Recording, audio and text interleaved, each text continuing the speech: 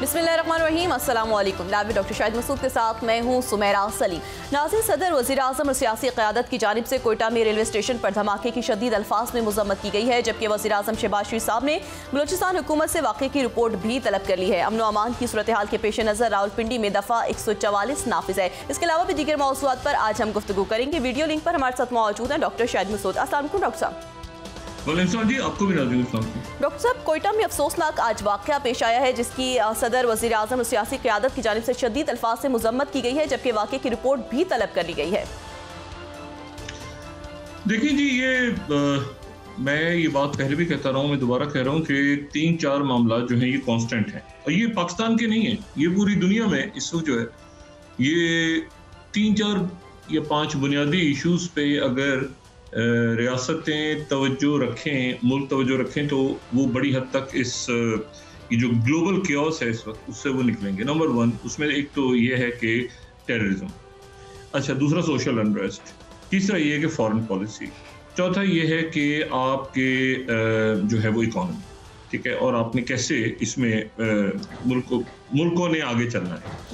अच्छा, अब ये 4-5 मामला हैं, बाकी सारे जो हैं ये फ्रोई मामला हैं, ठीक है ना, कि जो किसकी क्या, ये मैंने कल जो बात की थी, रियासती इश्यूज हैं जो मैंने कल भी बात की थी और पहले भी मैं बात करता रहा हूँ। और ये जो बात है ना, जो मैंने कल कही थी कि ट्रंप के आने की वजह से कुछ चीज़ें जो है वो खान साहब के मामला जो हैं वो, या तहरीक इंसाफ के मामला, ये उससे पहले से मामला जो है वो चल रहे हैं, और उसमें जो है वो पहले से एक बातचीत चल रही है, और वो बातचीत जो है वो ये देखें, पब्लिक डोमेन में जब आती है ना चीज़ें, तो पब्लिक डोमेन में आने के बाद जो है वो फिर एक ज़ाहिर है कि डिस्कशन उस पर शुरू हो जाता है। और मुझे ये बात बड़ी अच्छी तरह से याद है कि जब 2007 जनवरी या फरवरी 2007 में मैंने ये न्यूज़ ब्रेक की कि जी मुलाकात हो रही है दुबई में बेनज़ीर भुट्टो साहिबा, अल्लाह उनके दर्जात बुलंद फरमाए, उनकी और मुशर्रफ साहब की मुलाकात हो रही है। तो उस वक्त शौकत अजीज साहब जो है वो मुझे बाद में कहते हैं, वो सारी उनकी काबीना बैठे हुए, कहा क्या ये कैसे हो रहा है, ये क्या कैसे ये वाकई हो रहा है। अच्छा, शेख रशीद साहब उस वक्त वज़ीर इत्तलात थे गालिबन, या शायद वज़ीर रेलवे थे, मुझे एग्जैक्टली याद नहीं। तो वो थोड़ा सा वो बात इशारों कराए में करते रहते थे कि जी वो 2 गोल आगे 1 गोल पीछे कोई बात चल रही है वगैरह वगैरह। अच्छा, लेकिन ये है कि और इसी तरह से तो जब बात होना, ना ये कोई डील होती है, ना ये कोई आप समझें कि कोई जो है वो, यानी ये एक अच्छा है कि सारे जो आपके पॉलिटिकल लीडर्स हैं वो आपस में बैठें और कुछ बुनियादी इश्यूज के ऊपर वो बातचीत करें। जब खान साहब का दौर था तो उस वक्त भी मैंने उनसे कहते हैं शहबाज शरीफ साहब पे नजर रखें, शहबाज शरीफ साहब पे नजर रखें, तो वो बातचीत चल रही थी, तो मैं उसके कोई आपके पास इंडिकेटर आ रहे होते हैं।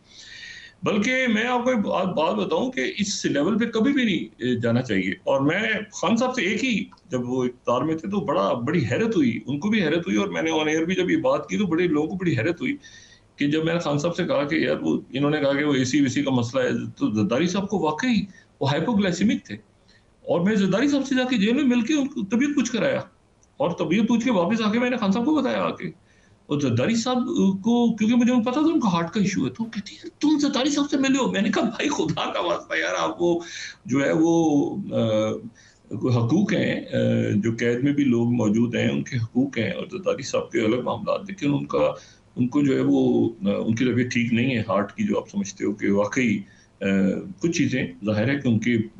सेहत के हवाले से उनको इजाज़त नहीं देती, और मैं जैसी कभी जानता हूँ कि ओपन हार्ट हुई। अच्छा, तो ये जब मुझे बताया ना कि खान साहब को इल्म था कि ये पीडीएम के साथ मुज़ाकरात हो रहे हैं, नहीं इल्म था। मुझे बताएं कि सुबह जो है वो परवेज़ इलाही साहब और चौधरी शहबाज साहब को इल्म था 2007 में कि कोई बातचीत हो रही है।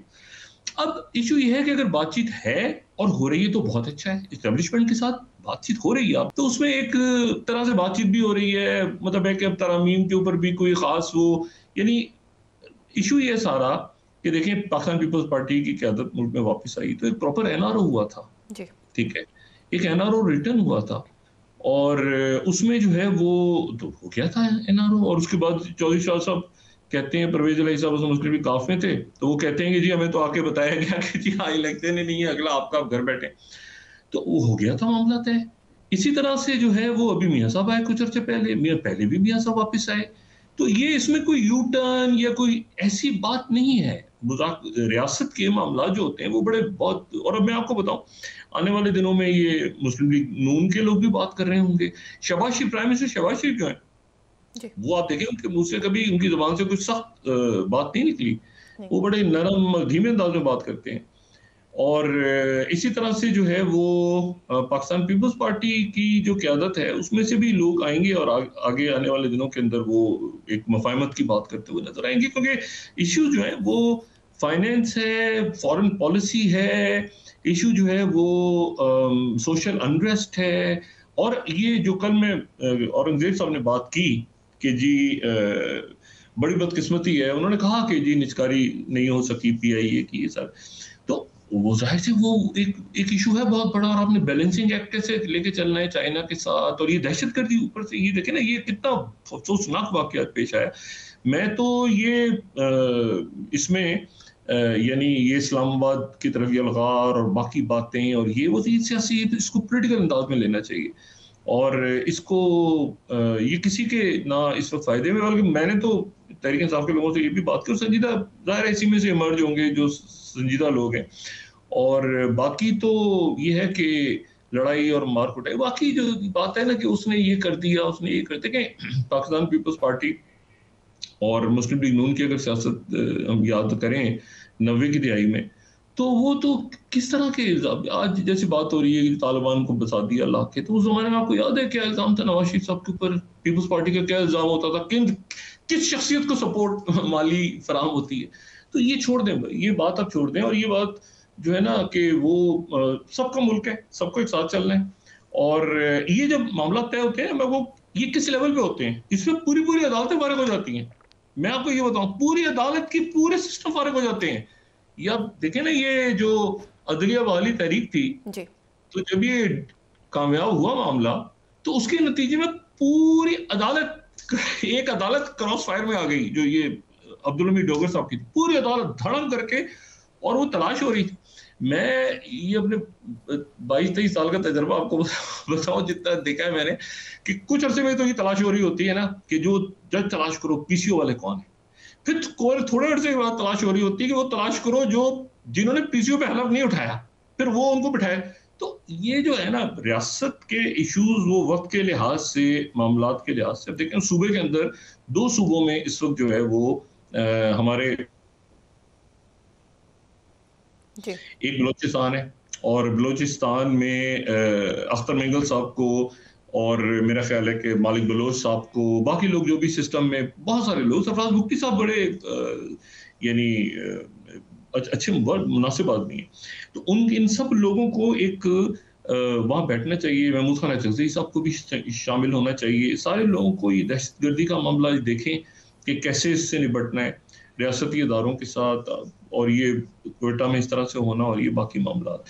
और इसी तरह से जो फाइनेंस का मामला है वो बात अपनी जगह, बिल्कुल मैं उस पर काम हूँ कि जब तक अक्रॉस द बोर्ड अकाउंटेबिलिटी नहीं होगी। अब औरंगजेब साहब बड़े जबरदस्त आदमी है, जबरदस्त बात सारी कर रहे हैं, लेकिन मसला ये है कि वो एफबीआर को, भाई एफबीआर में नीचे अब तनख्वाहदार लोगों पे कब तक, अरे एलीट कैप्चर तो सारा इस अरेंजमेंट का, और ये अरेंजमेंट जब मैं बात करता हूँ ना अक्रॉस द बोर्ड अकाउंटेबिलिटी, तो उसमें पीटीआई को भी शामिल करें ना। पीटीआई के लोग जो है वो मतलब कैसे, मतलब है कि वो भी तो प्रेस कॉन्फ्रेंस करके और इधर उधर सारे खिसक गए, तो उनकी भी अकाउंटेबिलिटी होनी चाहिए। और लेकिन ये है कि विच हंटिंग नहीं होनी चाहिए।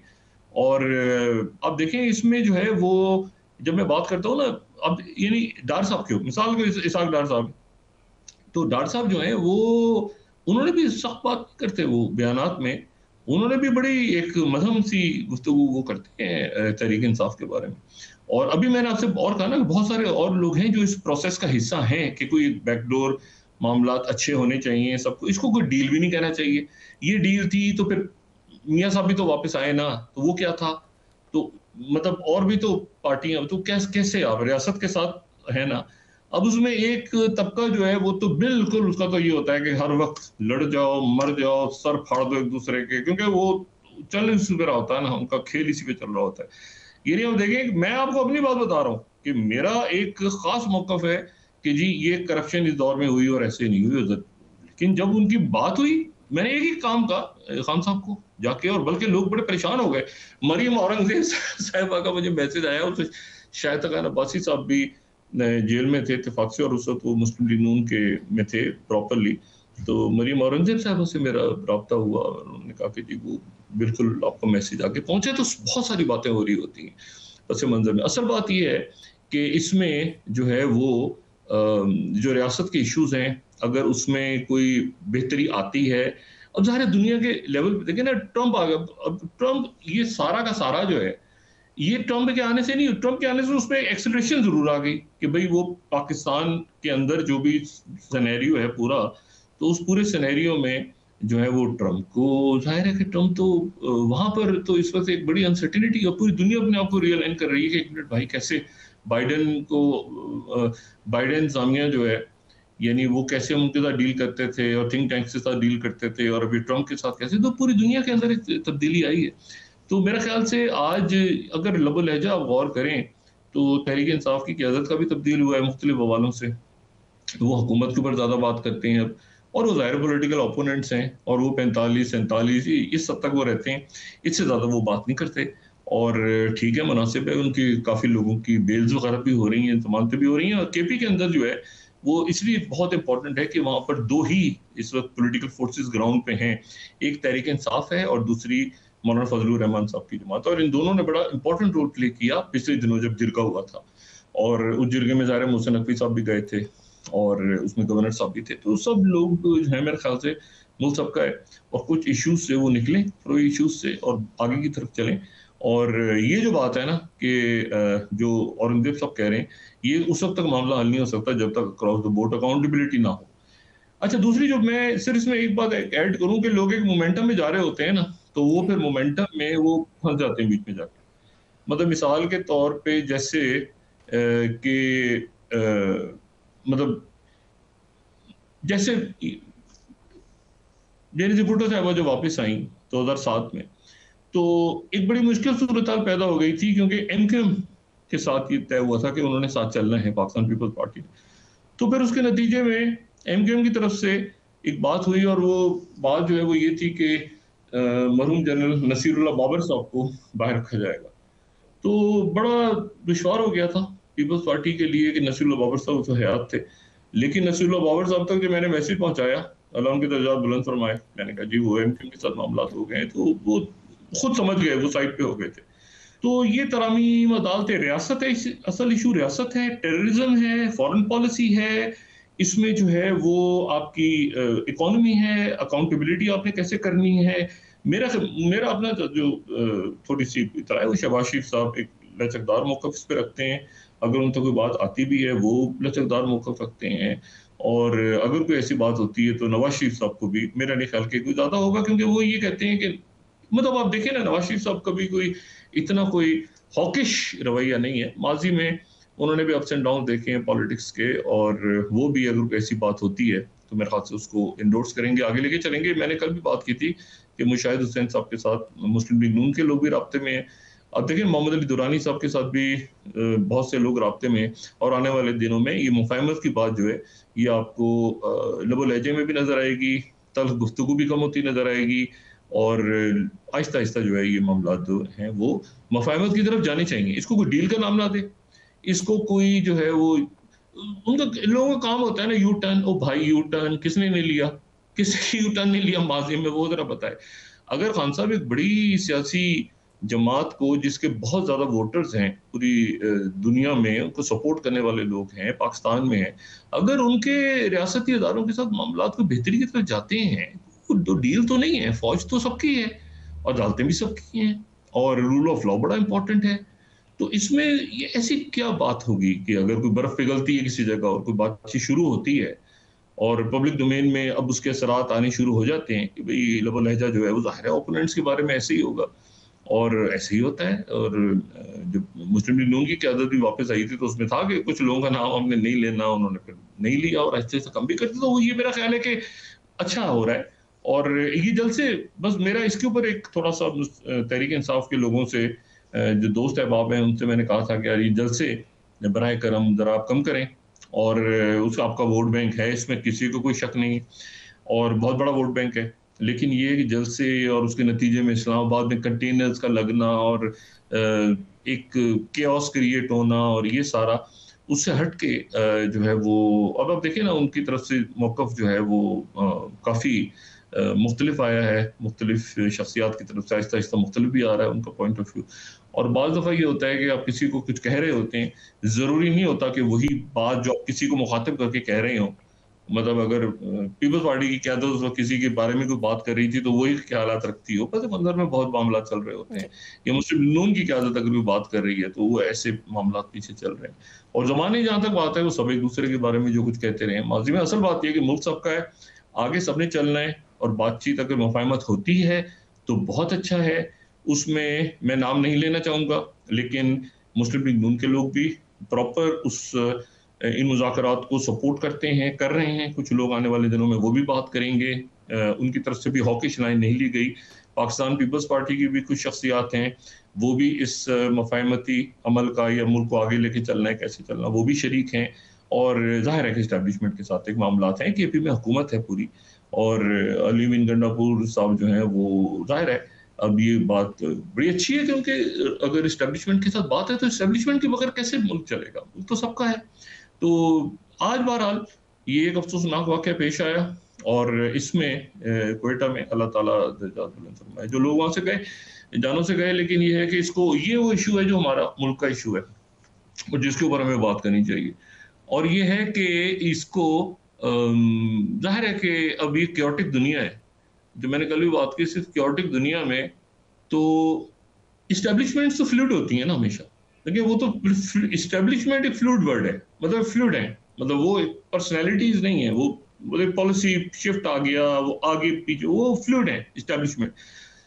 जुडिशरी भी उसका हिस्सा है, एस्टैब्लिश, तो उसमें सिविल ब्यूरोक्रेसी भी तो, वो तो एक फ्लूइड है ना। कोई प्राइम मिनिस्टर आ गया, कोई चीज़ हुई, आगे दुनिया के हालात तब्दील हुए, ऐसे वो तो एक फ्लूइड है।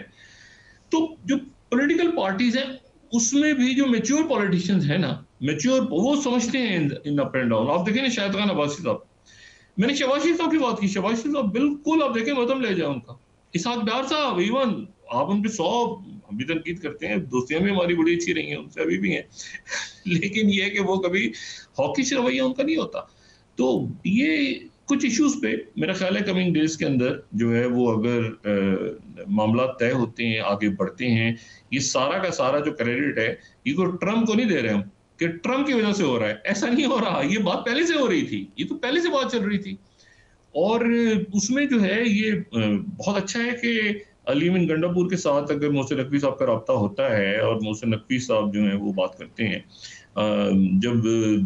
बीबी वापस आ रही थी, तो इत्तेफाक से उनके साथ एक जो मुलाकात हुई थी, मैं उसकी यहाँ तफसील नहीं बयान करना चाह रहा, लेकिन नाहिद खान साहब जानती हैं, उसमें इत्तेफाक से मैं और मोहसिन नकवी साहब साथ थे। बड़ी आखिरी बात जो हो रही थी, मुल्क में वापस कैसे आना है। इसी तरह से मियाँ साहब की जब वापसी हुई थी, तो भी हमें इल्म है कि कैसे मामला चले थे। वो डील नहीं थी, वो ये था कि भाई क़यादत को किसी तरह से वापस आके जो है वो हिस्सा बनना चाहिए उसका, पॉलिटिकल प्रोसेस का, और वो हिस्सा बने थे। अब जो लोग तो आगे चले गए। अब आज मैं सुन रहा था कि भाई वो ये बरतानिया में जनाब लॉ एंड ऑर्डर की सिचुएशन की, ये तो बात अब या तो उनको पता ही नहीं है कि नीचे ग्राउंड पे क्या हो रहा है, या वो शायद उसी मोमेंटम में है, या वो, मतलब देखिए जो पाकिस्तान में मौजूद क़यादत है, अली जफर साहब हो गए, या सलमान अकरम राजा हो गए, वक़ास अकरम साहब, बैरिस्टर गौहर साहब, आपस में इनकी चलते रहते हैं मुख्तलिफ बातें सारी। लेकिन ये सारे जो लोग हैं, ये ग्राउंड पे रह के मामलात को बेहतर समझते। बाहर के मुल्क में जाके अगर आप उनका लॉ तोड़ेंगे, तो फिर उसके नतीजे में क्या होगा? उसके नतीजे को फायदा तो नहीं होने जा रहा, ना आपका होगा, ना मुल्क का होगा, ना आपकी पॉलिटिकल पार्टी का होगा, किसी का भी। तो ये जो है, इसको थोड़ा सा मेरे ख्याल से देखना चाहिए। मुजाहिरे वगैरह जो कहते हैं ना पीसफुल डिमॉन्स्ट्रेशंस, ये वो अलग है, लेकिन आप अगर कानून को हाथ में लेंगे, तो मुझे अफसोस हुआ आज जब मैंने खबर सुबह पढ़ी। मोहसिन नकवी साहब से गुजारिश करेंगे कि इसमें थोड़ा सा ज़रा देखें, अगर ये मामलात को ज़रा ख़त्म किया जा सकता है तो बेहतर है, लेकिन वो उसका कोई फ़ायदा इसलिए नहीं होता। देखते हैं। बहरहाल मैं उसमें कोई अपने कमेंट्स नहीं देना चाह रहा, बस ये बात है कि एक मुफ़ाहमत जो है, बातचीत आगे जा रही है, और खान साहब के साथ और तहरीक इंसाफ के साथ, और वो इससे पहले से हो रही है। ये तो बात का इशू है ना, ट्रम्प तो अभी आया है ना, इसको ट्रम्प को क्रेडिट ये तो पहले से बात हो रही है ना। और वो जिरगे में तो बड़ी क्लैरिटी के साथ नजर आई थी बात, जो कौमी जिरगा हुआ था, तो उसमें जो है वो तो बड़ी क्लैरिटी के साथ मौलाना साहब का भी रोल था उसमें, उसमें तहरीक इंसाफ का वोट बैंक, अलीमीन गंडापुर भी थे और बाकी लोग भी थे। अब जाहिर है कि वो जो है वो फिर ऐसे मौके पे ही होता है कि जो हुकूमत सेट में लोग होते हैं वो एकदम से उनको नहीं पता होता एक्चुअली। मैंने आपसे कहा ना कि वह हकीकत में नहीं पता होता उन्हें, मतलब खान साहब को नहीं पता था आगे ये पीडीएम से बातचीत, उनको बहुत आखिर में पता। शौकत अजीज साहब को पता ही नहीं था कि कोई मुशर्रफ साहब की मुलाकात हो रही है, मतलब उनको तस्वुर में भी नहीं था कि ऐसा होगा। और ये जो मतलब मैंने आपसे कहा ना कि वो जो जो मैच्योर जो पॉलिटिकल लोग हैं उनको इल्म होता है सिर्फ, या वो तरीके के साथ उसको हैंडल करके आगे चल रहे होते हैं। लेकिन ये है कि इनसे पूछ के तो एक सेटअप से पूछ के थोड़ी बात एस्टेब्लिशमेंट्स कर रही होती हैं, मुख्तलिफ शख्सियात कर रही होती हैं, तो वो तो फिर उसका वो तो पब्लिक डोमेन में चीज आनी शुरू हो जाती है ना, जब कोई बातचीत चल रही है बात। अब ये जितने मतलब मैं ये देख रहा था हमारे बड़े मुझे किसी ने एक दो क्लिप भेजा मेरे को, मैं चीज देना चाह रहा था, वो जी वो खान साहब का अपना बयानिया दम तोड़ देगा वो, ओ भाई वो मियाँ साहब को क्या बयानिया था, छोड़ देना आप। तो ये अब पीपल्स पार्टी का क्या बयानिया होता था, छोड़ दें। एक हुकूमत में जब आप होते हैं, आप उससे सेटअप के अंदर जो है वो आपने काम करना होता है। पॉलिटिकल प्लेयर्स हैं, इनको आपस में कशीदगी कम करनी चाहिए। मेरा तो ख्याल ये है कि नेक्टा को फाल कर देना चाहिए फौरी तौर पे, नेक्टा फाल हो और उसके ऊपर एक कोई नेशनल सिक्योरिटी की मीटिंग ऐसी कॉल हो जिसमें तमाम पॉलिटिकल पार्टीज जो हैं वो शरीक हों उसमें। और ये दो तीन मामला पे तो फौरी तौर पे, जिसमें एक मामला तो दहशतगर्दी है,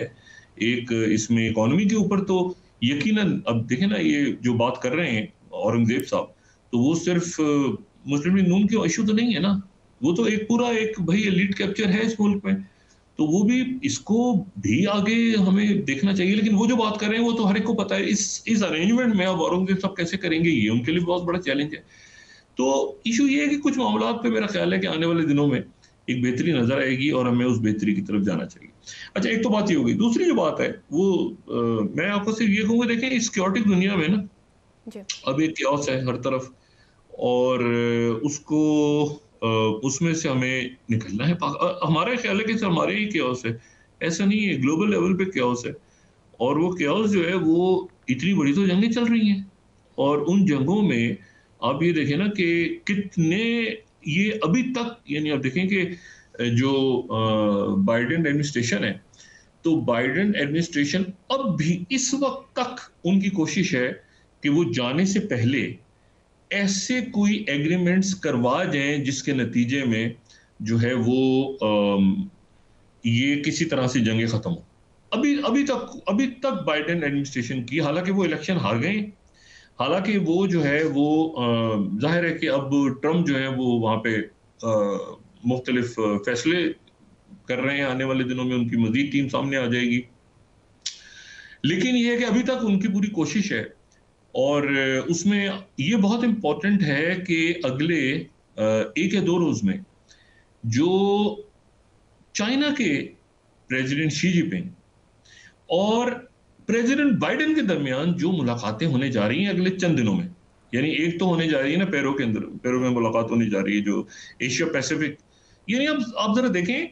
कि शी जिनपिंग और प्रेसिडेंट बाइडेन। अच्छा, अब ट्रम्प कहाँ है दरमियान में, मुझे नहीं पता, दरमियान में कहीं ट्रम्प कहीं देख रहे होंगे ना कि भाई ये क्या बात हो रही है। लेकिन प्रेसिडेंट बाइडेन की एक वहां मुलाकात है और G20 में मुलाकात है ब्राजील में, दो मुलाकातें बैक टू बैक हो रही है। अब मुझे बताएं कि एक तरफ जंग भी है, एक तरफ बात भी हो रही है, ताकतें मिल रही हैं, एक दूसरे से बात कर रही हैं, एंगेज कर रहे हैं, लोग देख रहे हैं भाई हमने कैसे आगे जाना है। हमें अपने मुल्क के अंदर जो है ये मतलब फरोई मामला में पड़े हुए हैं बदकिस्मती के साथ, ब्रेन ड्रेन भी हो रहा है जो मैंने कल भी बात की थी, बाकी नुकसान भी हो रहा है। तो इसको मेरा ख्याल है अब जरा हम इसको, ये टेम्परेचर जो है ना ये ठंडा होगा। और आपको देखा, आप देखें अदालतों में भी अचानक थोड़ी सी कुछ केसेस पोस्टपोन हो रहे हैं, कुछ चीजें आगे जा रही हैं, कुछ तरमीम चैलेंज हो रही हैं, कुछ मामला जो है वो मतलब उधर भी जो है वो आपको जरा थोड़ा सा थोड़ी ठंडक ही नजर आएगी ये चंद दिनों में पिछले जो कुछ हुआ है। अच्छा, अब इसमें जो और ये बातचीत आगे बढ़ेगी, ठीक है ना, खान साहब मेरे ख्याल से इंगेज हैं इस वक्त पॉलिटिकली, और आप बाकी छोड़ दें। वो जो ने बात की है ना ट्रम्प के हवाले से, तो वो तो छोड़ दें बात, लेकिन ये कि वो ट्रम्प का इशू नहीं है। इशू ये है कि मुल्क के अंदर उनकी एक पॉलिटिकल पार्टी है और उस पॉलिटिकल पार्टी के साथ जो है वो तमाम जो है वो लोग इंगेज हैं, जो संजीदा लोग हैं, पार्टी के संजीदा लोगों की मैं बात कर रहा हूँ, जब उनको होना भी चाहिए। दूसरी जो बात है, आप देखिए ना कि अब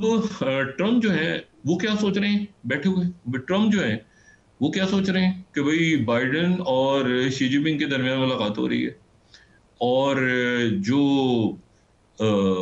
रशिया है जी। वो उनकी तरफ से ऐलान हुआ है कि जी हम अपना एक आदमी अगले चंद दिनों में अपॉइंट कर देंगे, और वो होगा जो हमारा सफीर अमेरिका में रशिया का सफीर अपॉइंट उन्होंने कहा है कि हम करेंगे चंद दिनों में। ये बड़ी इंटरेस्टिंग डेवलपमेंट्स हैं जी। कि अपना उनका एम्बेसडर अपॉइंट होगा वहाँ पे इस पूरी पिक्चर में। अच्छा, इसी तरह से बाइडेन एडमिनिस्ट्रेशन जो है वो 2-3 मामलात को तय करना चाह रही है जाने से पहले, ताकि ये जो इंप्रेशन है कि भाई, एक तो ये है कि नैन्सी पेलोसी ने बड़ा कोसा है प्रेसिडेंट बाइडेन को, बहुत कोसा है कि ये आपने क्या किया है। मतलब नैन्सी पेलोसी, जाहिर है कि मैंने आपसे कहा ना कि एक तो रिपब्लिकन, डेमोक्रेट्स और एक ट्रम्प की दुनिया, एक अलग दुनिया होगी, जो जिस दुनिया के बारे में अगर मैं ये देखे ना, एक बड़ी जबरदस्त किताब आई थी बॉब वुडवर्ड की, और उनके साथ कोस्टा की एक किताब थी जर्ल के नाम से। तो अब उसमें जो है वो जो किताब है, अगर उस किताब को देखें तो उस किताब में जो है वो ये बयान करते हैं कि उस वक्त के जो चेयरमैन जॉइंट थे, ये बड़ी एक इंटरेस्टिंग किताब है, और वो किताब मैं जो कि ट्रैवल में हूँ मेरे पास नहीं, लेकिन अगर वो उसको हम दिखा सकें, वो है उसमें जो है वो जी। उन्होंने जी, मेंशन दिखा किया रही है था। डॉक्टर साहब। जी, उसमें मेंशन किया था उन्होंने उसमें मेंशन किया था कि ये जो उस वक्त के जो चेयरमैन जॉइंट थे, उस वक्त के जो चेयरमैन जॉइंट थे, उन्होंने पेंटागन में ये बात डिस्कस करनी शुरू की थी कि जी जो मार्क मिली थे, उन्होंने डिस्कस करना शुरू किया था कि भाई ये 2000 ये अभी जो इलेक्शन 2020 और 21 के, तो उन्होंने डिस्कस करना शुरू किया था कि क्या हम कौन सी बात माने ट्रम्प की या कौन सी बात ना माने। अच्छा, ये बात इसलिए दोबारा ज़ेर बहस आ गई है कि सीएनएन ने दोबारा बात की है। सेकंड अगर हम स्लाइड दिखा सकें, कि Pentagon officials discussing how to respond to term issues, controversial issues, orders. क्योंकि उससे पहले वो उस किताब में ये डिस्कस हुआ है कि भाई क्या बॉब वुडवर्ड ये कह रहे हैं कि जी उन्होंने कोई 200 पौने 200 शायद इंटरव्यूज किए हुए हैं उस किताब में, और वो ये कहते हैं कि जी वहां पर ये डिस्कस होना शुरू हुआ कि जी डोमेस्टिकली अगर बल्कि न्यूक्लियर के हवाले से भी बात हुई उस किताब के मुताबिक, तो उसमें यह था कि जी अगर तो अनलॉफुल अहकाम देते हैं ट्रम्प, तो हम क्या करेंगे। अब ये बात दोबारा इसलिए डिस्कस हो रही है सीएनएन के मुताबिक, सीएनएन को मैं कोट कर रहा हूँ, वही कह रहे हैं कि भाई अगर ये डोमेस्टिकली ट्रम्प कहते हैं कि हम यहाँ पे इलीगल इमिग्रेंट्स को और बाकी लोगों को हटाने के लिए फौज को लगाते हैं, तो क्या सिचुएशन क्रिएट होगी। तो ये एक बड़ा इशू है जो वहाँ पर अभी से डिस्कस होना शुरू हो गया। और दूसरी बात ये भी है कि ट्रम्प ने कहा है कि मैं, पेंटागन और व्हाइट हाउस का रिलेशन ही सारा डिपेंड करता है कि सेक्रेटरी डिफेंस के तौर पे किसका नाम आता है, और जो भी सेक्रेटरी डिफेंस होंगे, और ट्रम्प ने जो कि कहा है कि मैं आते ही जो है वो जाहिर है कि जी डॉक्टर साहब। जी either you are with us और अगेंस्ट अस वाली बात होती है। जी मेरी आवाज आ रही है, क्लियर है आवाज? जी डॉक्टर साहब, ब्रेक के बाद डिस्कस करते हैं। जी जी जी नाज़रीन, वापस आते हैं एक छोटे से ब्रेक के बाद।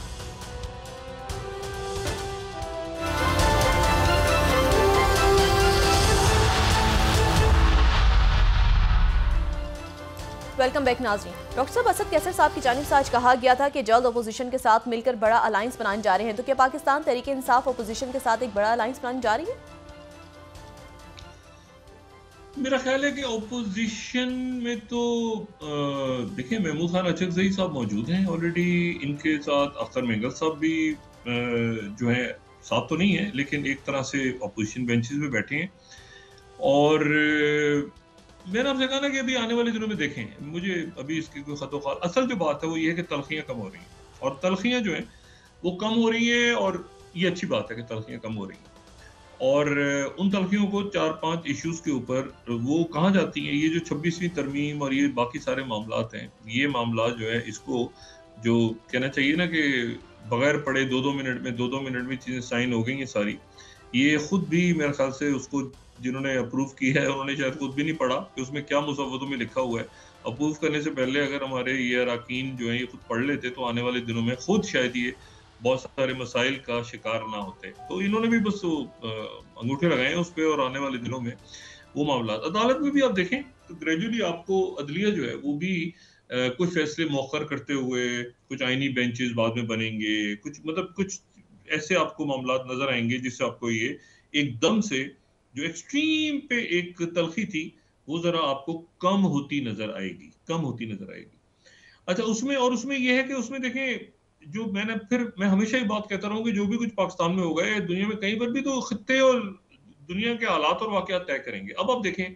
कि दो जंगें, यूक्रेन, जो इटालियन प्राइम मिनिस्टर है, एक तो बाइडेन और शी जिनपिंग की मुलाकात, तो इटालियन जो प्रेसिडेंट हैं, अब इटालियन प्रेसिडेंट जो हैं वो इस वक्त मौजूद हैं चाइना में, और सर्जियो मतारेला, अच्छा वो मौजूद है चाइना में शी जिनपिंग के साथ, और 6 रोजा उनका दौरा कंप्लीट हुआ है। और वहां पर जो है वो जैसे फ्रांस से मैक्रों गए थे या वहां पर और लोग जाते हैं तो उनको जो चाइना में एक रवायत एक नई बनी है जबरदस्त किस्म की कि वो उनको गिफ्ट करते हैं ये चांद से लाई हुई जो मिट्टी है, वो उनको 1 ग्राम के करीब वो तोहफा देते हैं, तो वो शी जिनपिंग ने उनको दिया है।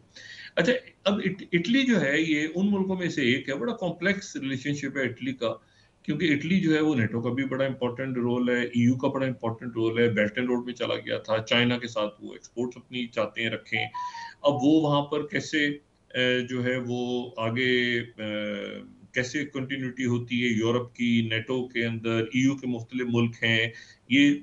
जो कॉल हुई थी ज़ेलेंस्की और प्रेसिडेंट ट्रंप के दरमियान कॉल हुई है। आपको इस बात का यकीनन इल्म होगा, पाकिस्तान में बात आ गई होगी कि ज़ेलेंस्की और प्रेसिडेंट ट्रंप के दरमियान, लेकिन उस कॉल में वो कॉल मिलाई किसने थी, उस दरमियान में कौन था, इलॉन मस्क। दूसरी जो बात है मैं आपको ये बताऊं कि जो सबसे इंपॉर्टेंट रोल अब एक तो इवेंका ट्रंप का था, जो कश्नर का था लास्ट एडमिनिस्ट्रेशन में, और उनका बड़ा एक कलीदी किरदार था दोनों का, लेकिन इस दफा गालिबन जो ट्रंप एडमिनिस्ट्रेशन में बहुत इंपॉर्टेंट रोल होगा वो उनके बेटे का होगा, जो कि डोनाल्ड ट्रंप जूनियर हैं, जो एरिक के जो भाई, जो इवेंका के भाई हैं, या जो इवाना के बेटे हैं। इवेंका और इवाना में मिक्स ना करें, उनकी वालदा का नाम इवाना था और जो इनकी बहन है उनका नाम इवेंका है, जेरेड कुशनर जिनके जो है हस्बैंड है। तो अब ये डोनाल्ड ट्रंप जूनियर जो है 46 साल, इनका इंपॉर्टेंट रोल होगा। एक तो ये है कि ये रॉबर्ट एफ कैनेडी जूनियर को ये लेकर आए हैं वापस, उनको हेल्थ के अंदर जिम्मेदारियां मिलने जा रही हैं, और दूसरा ये है कि उन्होंने सबसे इंपॉर्टेंट रोल प्ले किया जेडी वैंस को लाने में, जेडी वैंस जो कि इलेक्ट वाइस प्रेसिडेंट है अमेरिका के, और जेडी वैंस को लाने में बड़ा important role play, JD Vance का भी बड़ा इंपॉर्टेंट रोल होगा। ये निक्सन के बाद जो है ये दूसरे यंगेस्ट वाइस प्रेसिडेंट इलेक्ट हैं अमेरिका के, उनका भी बड़ा एक इंपॉर्टेंट रोल होगा कि वो कैसे मैंने आपसे कहा ना कि वो फैमिली के लोग, आसपास के लोग, उनके जो लॉयलिस्ट हैं, इसीलिए वो एडमिनिस्ट्रेशन में जो पेंटागन के साथ रिलेशनशिप इनका है डीप स्टेट का, कि भाई लॉयलिस्ट होने चाहिए या वो होने चाहिए जो मुल्क के लिए काम करें। तो बड़ी अभी ट्रिकी सिचुएशन है। ये जो CNN की रिपोर्ट मैंने पहले कोट की थी कि भाई कैसे ये अपने लॉयलिस्ट लेकर आएंगे, तो फौज में लॉयलिस्ट कैसे अब ला सकते हैं, वो तो ओथ में काम कर रहे हैं, तो वो एक वहां पर सिलसिला शुरू हो गया। लेकिन मेरे ख्याल से ये जो ट्रम्प 2.0 है, ये ट्रम्प की पहली एडमिनिस्ट्रेशन से ही मुख्तलिफ होगी काफी हद तक। अच्छा, अब लेकिन इस मरहले पे भी प्रेसिडेंट बाइडेन और शी जिनपिंग के दरमियान मुलाकात, और इस दौरान जो है वो एक तरफ जो है वो चाइना के साथ ट्रंप ने अपनी पॉलिसी बनानी है पूरी, लेकिन अच्छा इसी तरह से जो कतर में हमास का ऑफिस है उसको बंद करने की बात हो रही है, और उधर से नेतन्याहू के ऊपर प्रेशर आ रहा है। फाइनल देखिए, 2 लोगों से बात की है सेक्रेटरी ब्लिंकन ने, और मैं इनके भी वो अगर हम दिखा सकें 9th और 10th स्लाइड, अगर हमारी प्रोडक्शन टीम दिखा सके, मैं पूरा पढ़ रहा था। एक तो सऊदी फॉरेन मिनिस्टर से फैसल बिन फरहान से बात हुई है 9th स्लाइड, और दूसरी जो बात हुई है वो सेक्रेटरी ब्लिंकन ने बात की है यूएई के फॉरेन मिनिस्टर अब्दुल्ला बिन जायद अल नह्यान से, ओआईसी समिट से पहले ही दोनों कॉल्स हुई हैं। और उसमें जो बाइडेन एडमिनिस्ट्रेशन अब भी मुकम्मल तौर पे बात कर रही है कि वो जाने से पहले जो है यानी जब तक मौजूद हैं तो किसी तरह से ये मशरिक़ वुस्ता के अंदर ये सीज़ फायर करवा जाएं। हालांकि एक तरह से लेम डक हो गई है एडमिनिस्ट्रेशन, लेकिन ये है कि वो फिर भी कोशिश कर रहे हैं पूरी। मुझे नहीं पता ग्राउंड पे जो शख्सियात मौजूद हैं वो कितना ज़्यादा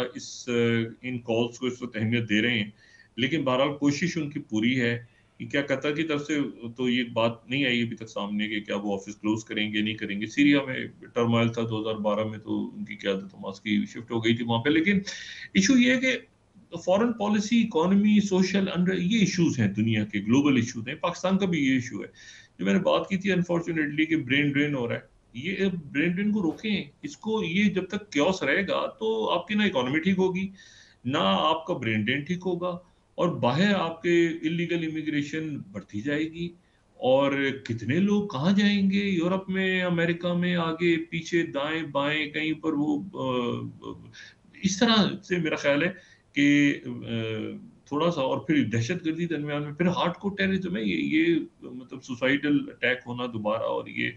मेरे ख्याल से नेक्टा को शायद फाल करें। ये मौलाना साहब ने और तहरीक इंसाफ ने बड़ा इंपॉर्टेंट रोल प्ले किया दोनों ने, और जाहिर है कि हमारी स्टेक होल्डर्स जो इस्टेब्लिशमेंट है वो भी ऑन बोर्ड थी जब ये जिरगा वगैरह हुआ सारा।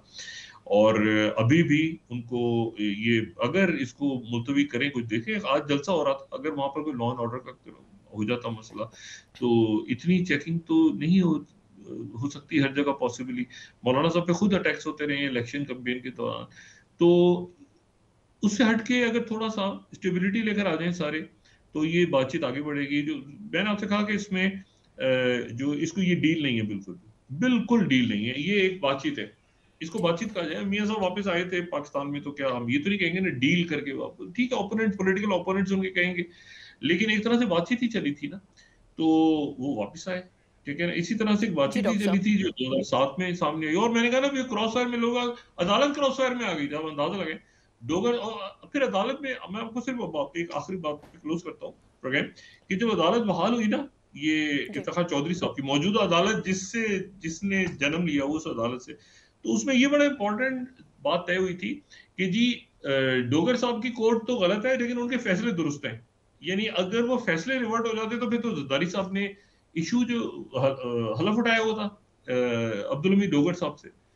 और हमारे यहाँ चीफ जस्टिस का बड़ा इंटरेस्टिंग रोल होता है क्योंकि सदर से वो हलफ उठाते हैं, सदर फिर चीफ जस्टिस हलफ उठाता है। तो एनीवे, तो वो जो है वो उस वक्त तो जरदारी साहब ने हलफ डोगर साहब से, पता चला कि डोगर साहब का नाम ही नहीं है लेकिन उनके फैसले जो हैं वो ठीक हैं, तो फिर वो आगे इस तरह पूरी कोर्ट उड़ गई थी। आप इमेजिन करें, जज पूरे ऊपर से नीचे जज ही क्रॉस फायर में आगे फारे हो गए थे। तो जब मामला बढ़ते हैं आगे तो उसमें जो है वो फिर क्रॉस फायर में लोग आ जाते हैं बहुत सारे दरमियान में, तो मध्यम मध्यम चलना चाहिए। और मेरे ख्याल से मफाहमत की अगर बात की होती है तो उसको वो अच्छा है, सारे पॉलिटिकल प्लेयर्स अगर सारे बैठते हैं एस्टेब्लिशमेंट का, हाँ अकाउंटेबिलिटी के ऊपर समझौता नहीं होना चाहिए। लूटी हुई दौलत वापस लाए, लूटी हुई दौलत जब तक मुल्क से बाहर पड़ी रहेगी और पैसा लूटा हुआ बाहर पड़ा रहेगा, मुल्क में इन्वेस्टमेंट्स नहीं होंगी। अगर करप्ट अनासर को कोई वो किसी भी पार्टी में वो शामिल हो जाते हैं और वो उसके बाद उसको एक लीगल हैसियत दे दी जाती है, बदकिस्मती के साथ जो हुआ, तो कभी मईशत कभी ठीक नहीं होगी। चाहे औरंगजेब साहब आ जाए, चाहे कोई आ जाए, कोई जो कुछ इस वक्त हो रहा है, जाहिर है औरंगजेब साहब तो कह रहे हैं ना एलीट कैप्चर, एलीट का नाम बताएं ना जरा, 100 200 जी 50 500 1000 लोगों का नाम तो बताएं जरा, कौन है एलीट। तो मतलब एलीट तो वही है जो कि मतलब है कि कौन है एलीट, नाम बताएंगे औरंगजेब साहब। तो मेरे ख्याल से बात ये सारी कि ये एलीट कैप्चर को खत्म करना है तो कितनी देर तक आप IMF के डेलीगेशन आते रहेंगे और यहाँ पे करते रहेंगे, हमें इस जाले से निकलना होगा। और अगर कहीं बात अच्छी होती है मुज़ाकरात के नतीजे में जैसे हो रही है इस वक्त, और शहबाज शरीफ साहब, मैंने कहा ना शहबाज शरीफ साहब को भी बाकी लोग मुनासिब गुफ्तगू करते हैं सारे और इंडोर्स भी करते हैं इन सारी चीज़ों को, अगर उनको पता भी चले कि बातचीत हो रही तो शहबाज शरीफ साहब बहुत सॉफ्ट होंगे उस पर, इवन इसहाक डार साहब भी सॉफ्ट होंगे, मियां साहब भी, वो जाहिर है उनको है कि वो 2017 में क्या हुआ था, पहले क्या हुआ था, लेकिन ये कि वो ये जिस तरह से सारा अरेंजमेंट चल रहा है, ये अरेंजमेंट मेरे ख्याल से खुद चूंकि इस वक्त अब इस अरेंजमेंट को जो लोग इसकी वकालत कर रहे हैं वो ना मियां साहब का जिक्र कर रहे हैं, ना वो पीपल्स पार्टी का जिक्र कर रहे हैं, वो जो है एस्टेब्लिशमेंट के पीछे छुप रहे हैं, कैसे हो सकता है, एस्टेब्लिशमेंट कैसे करेगी बात, वो तो देखेगा। वो भाई जब होते हैं मामला तो हो जाते हैं जी। जी बहुत शुक्रिया जी, डॉक्टर साहब। नाज़रीन, इसके साथ ही आज का प्रोग्राम अपने इख्तिताम को पहुंचा। मुझे सुमेरा सलीम को इजाज़त दीजिए। अल्लाह ने के बाद जी डॉक्टर साहब।